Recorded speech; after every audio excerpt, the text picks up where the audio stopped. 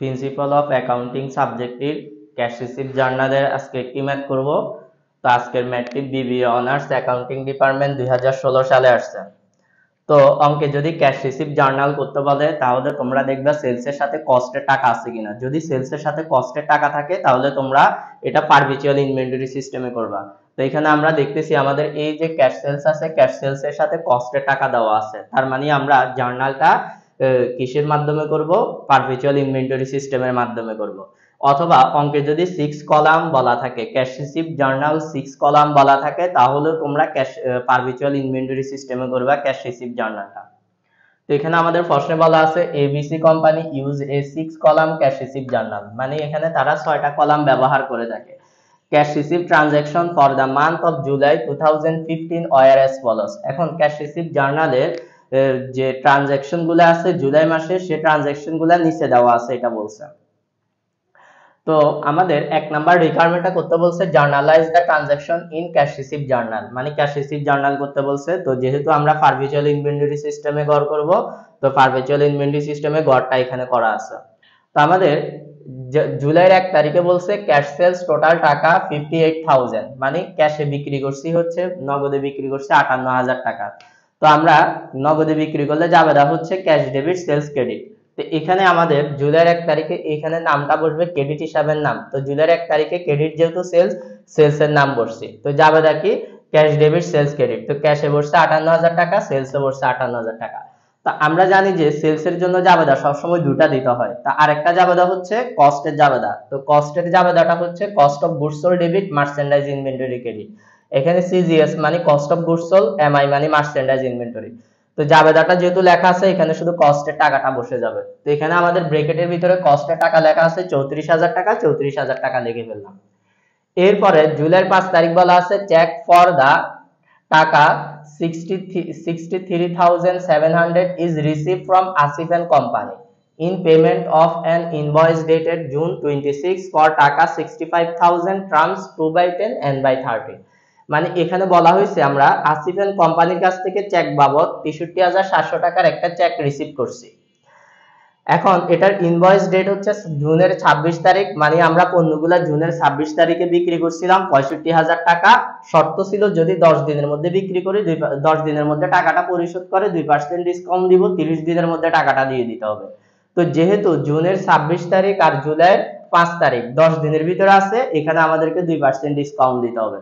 তো 65,000 টাকার 2% ডিসকাউন্ট হচ্ছে 1,300 টাকা। তার মানে 65,000 থেকে 1,300 টাকা বাদ দিলে কত টাকা আসবে? 63,700 টাকা আসবে।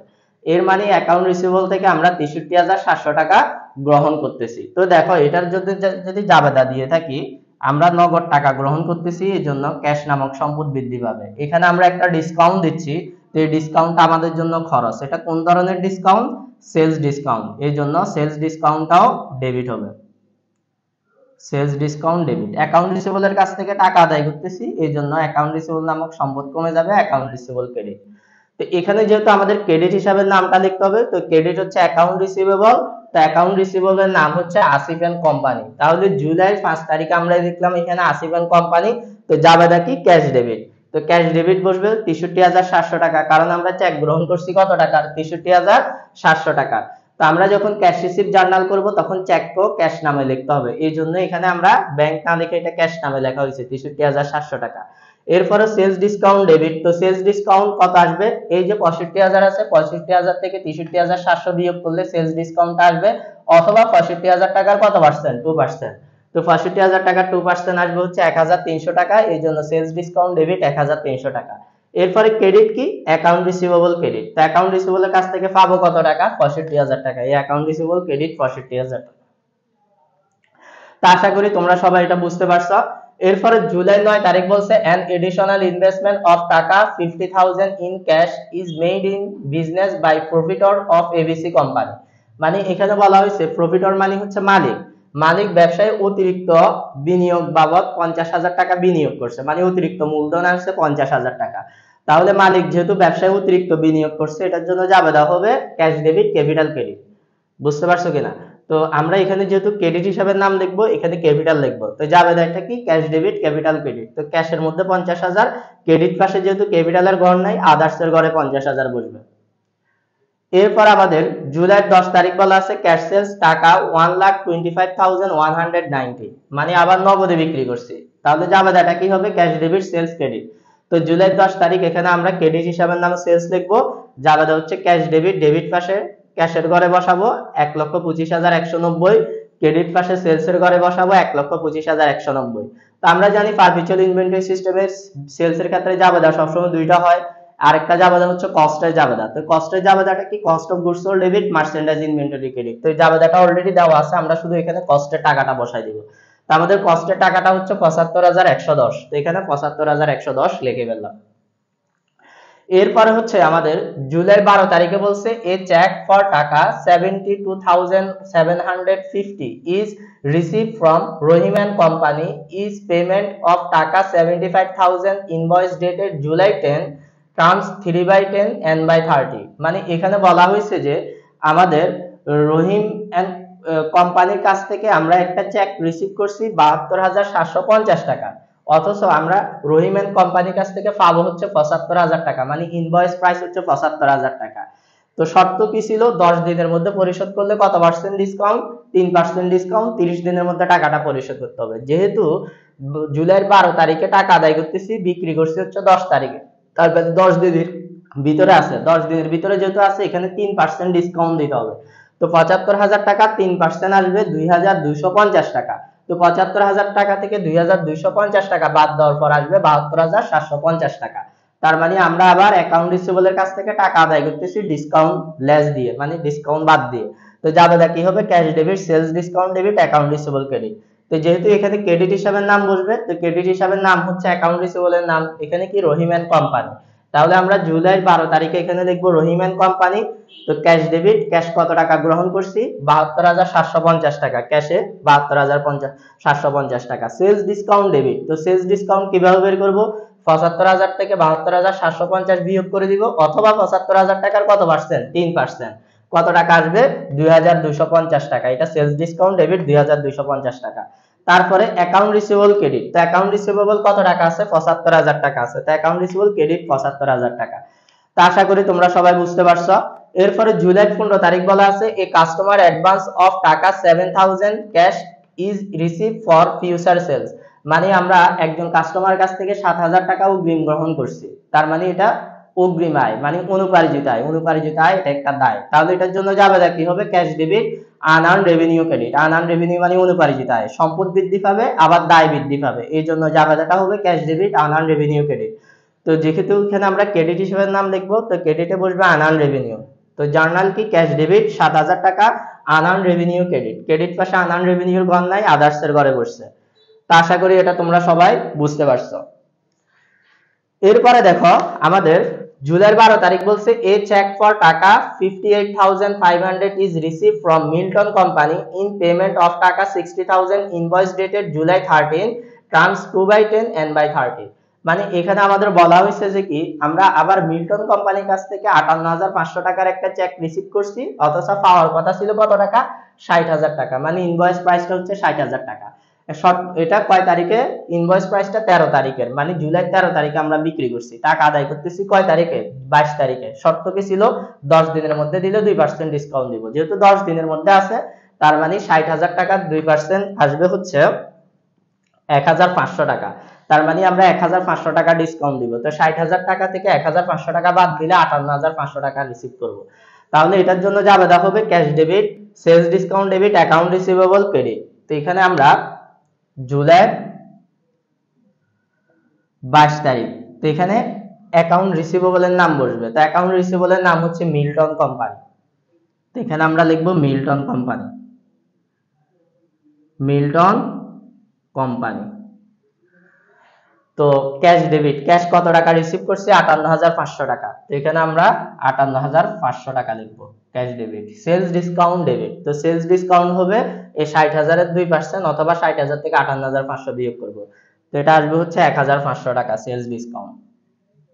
তারপরে অ্যাকাউন্ট রিসিভেবল ক্রেডিট, অ্যাকাউন্ট রিসিভেবলে বসবে 60,000 টাকা। তা আশা করি এটা তোমরা সবাই বুঝতে পারছো। এরপরে আমাদের জুলাই 29 তারিখে বলা আছে ক্যাশ সেলস টোটাল টাকা 1,76,000 মানে 1,76,000 টাকার পণ্য বিক্রি করছি নগদে, তাহলে এটার জন্য জার্নাল হবে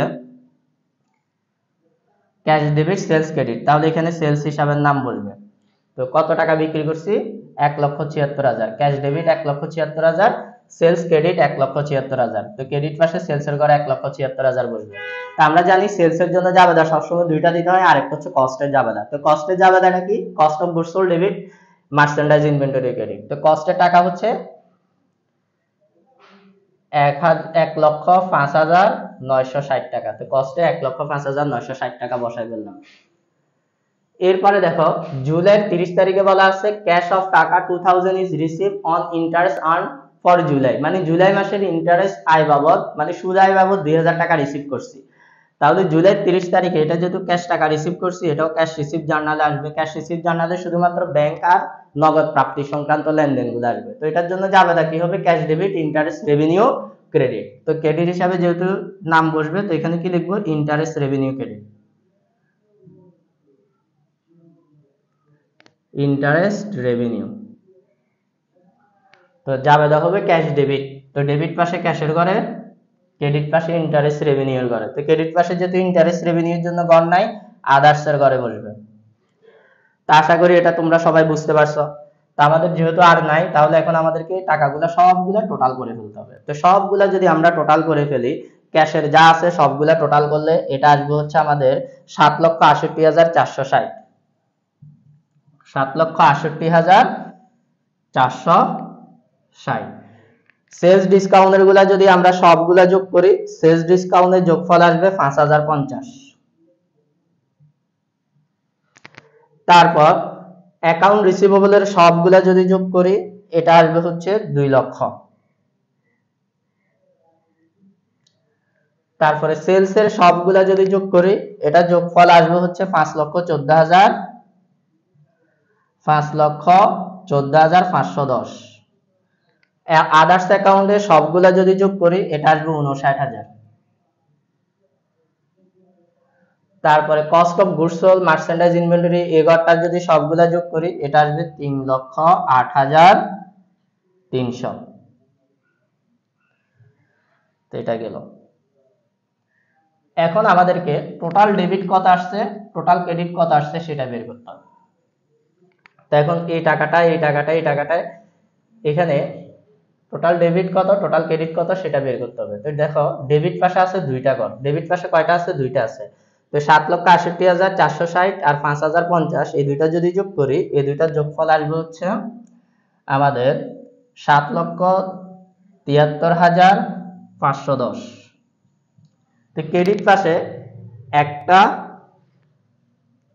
একটা, দুইটা, তিনটা, এই তিনটা যদি যোগ করি, তাহলে এটার যোগফল আসবে হচ্ছে আমাদের 7,73,510। তো এই হচ্ছে আমাদের যোগফল। যেহেতু আমাদের দুই পাশের যোগফলটা মিলে গেছে, তার মানে আমাদের ব্যালেন্সটা ঠিক আছে, জাবেদাগুলোর টাকা ঠিক আছে। তা আশা করি বুঝতে পারছো। এখন আমাদের বি নাম্বার রিকোয়ারমেন্টটা করতে বলছে শো দা সাবসিডারি লেজার, মানে সহকারী খতিয়ান করতে বলছে। তো সহকারী খতিয়ান নামই হচ্ছে ব্যক্তি নামের খতিয়ান। সহকারী খতিয়ান নাম মানে কি? ব্যক্তি নামের খতিয়ান, মানে অ্যাকাউন্ট রিসিভেবলের খতিয়ান গুলা করবো। তো এখানে অ্যাকাউন্ট রিসিভেবল কি কি নাম আছে? Asif and company, Rahim and company, Milton and company, তিনটা খতিয়ান করতে হবে। তাহলে আমরা এখানে তিনটা খতিয়ান করব। আমি এগুলা মুছে ফেলতেছি।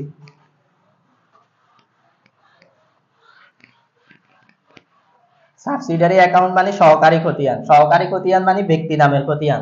এখানে ব্যক্তি নাম কি কি আছে? আসিফ এন্ড কোম্পানি আছে, রহিম এন্ড কোম্পানি আছে, মিল্টন কোম্পানি আছে। তারা কি ছিল? অ্যাকাউন্ট রিসিভেবল ছিল। তার মানে আমরা অ্যাকাউন্ট রিসিভেবলের খতিয়ানগুলা করব। তো রিকোয়ারমেন্ট বি। তো প্রথমে করব, আমি একটা গড় করে নিচ্ছি।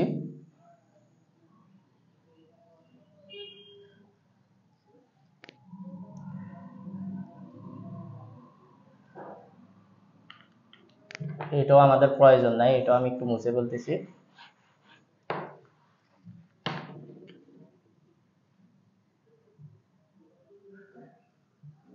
এখানে ডেট লিখলাম, এখানে পার্টিকুলার,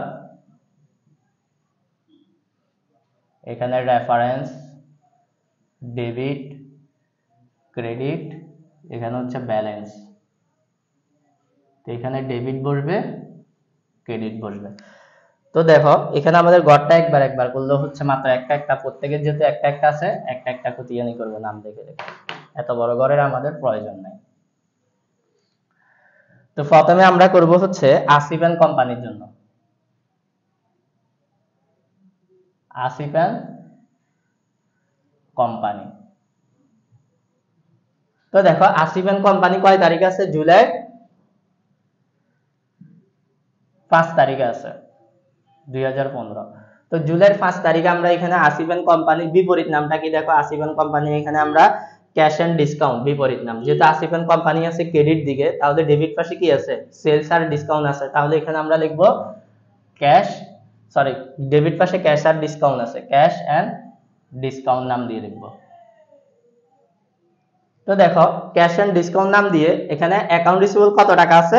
65,000 টাকা আছে, ক্রেডিট পাশে আছে, এই জন্য আমরা এখানে ক্রেডিট পাশে লিখব 65,000 টাকা। ব্যালেন্সও কত কোন পাশে বসবে? ক্রেডিট পাশে বসবে। তা আশা করি বুঝতে পারছো। তা আমাদের এটা শেষ। তারপরে আমাদের আরেকটা খতিয়ান করতে হবে রহিম এন্ড কোম্পানি। তাহলে এখানে দেখো রহিম এন্ড কোম্পানির জন্য করতেছি আমরা রহিম এন্ড কোম্পানি। তো রহিম এন্ড কোম্পানি কয় তারিখে আছে? 12 তারিখে আছে, তো আমরা এখানে 12 তারিখের জন্য করব। তো বিপরীত নাম কি বসবে? ক্যাশ এন্ড ডিসকাউন্ট বসবে। তো রহিম এন্ড কোম্পানির অ্যাকাউন্ট রিসিভেবল কত টাকা আছে? 75,000 টাকা আছে, এই জন্য আমরা এখানে ক্রেডিট পাশে 75,000 লিখবো, এখানেও ব্যালেন্সে ক্রেডিট পাশে 75,000 টাকা লিখবো। তারপরে আমাদের 22 তারিখে মিল্টন কোম্পানিটা আছে, তো আমরা এখানে মিল্টন কোম্পানিটা লিখবো, মিল্টন কোম্পানি। তো এখানে 22 তারিখ। তো সেম ভাবে বিপরীত নাম ক্যাশ এন্ড ডিসকাউন্ট বসবে। তো মিল্টন কোম্পানির অ্যাকাউন্ট রিসিভেবল কত টাকা আছে? 60,000 টাকা আছে, তো আমরা যেহেতু ক্রেডিট পাশে আছে আমরা এখানে ক্রেডিট পাশে 60,000 টাকা লিখবো, এখানেও ক্রেডিট পাশে কত লিখবো? 60,000 টাকা লিখবো। এটা হচ্ছে আমাদের সাবসিডিয়ারি অ্যাকাউন্ট। তো সবসময় মনে রাখবা সাবসিডিয়ারি অ্যাকাউন্ট মানে হচ্ছে সহকারী খতিয়ান, ব্যক্তি নামের খতিয়ান। তো এখানে ব্যক্তিরা যে ব্যক্তি নাম 3 জন আছে তারা ছিল অ্যাকাউন্ট রিসিভেবল, এই জন্য আমরা অ্যাকাউন্ট রিসিভেবলের খতিয়ানটা করছি। তো আশা করি তোমরা সবাই বুঝতে পারছো। তারপরে যদি কোনো প্রবলেম থাকে জানাবা কমেন্ট করে। আজকের মতো এতটুকুই, সবাই ভালো থাকবা। আল্লাহ হাফেজ।